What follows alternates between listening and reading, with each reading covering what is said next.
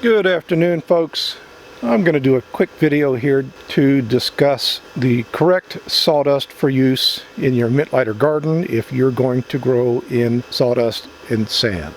Before I do, please allow me to specify you do not have to grow in sand and sawdust to grow a Mittleider garden. For some reason, people seem to think that you have got to have sand and sawdust to grow a Mittleider garden. You do not. Okay, now with that said, you need the right sawdust.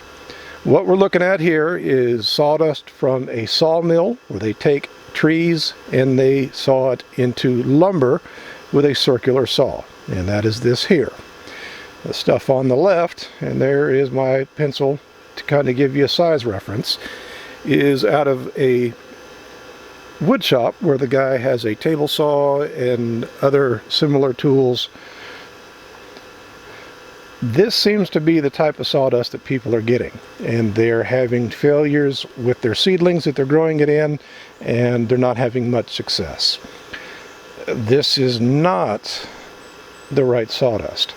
It is far too fine.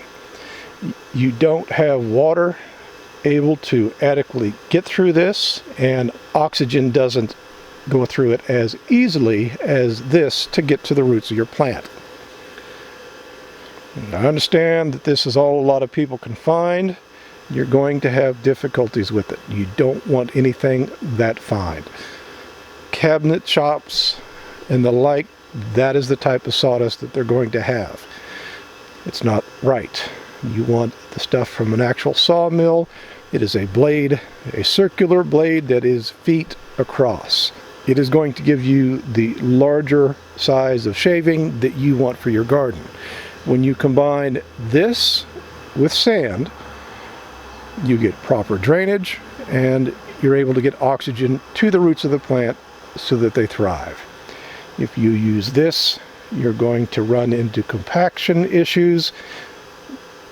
The nutrients, the water, and the oxygen is not going to get to the plant, to the roots, as easily as this. With that said, if this is all you can get, I would use your own soil. But if you are determined to use sawdust,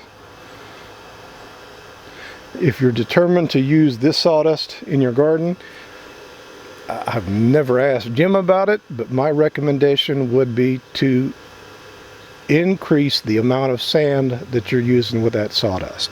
Get a coarse concrete sand,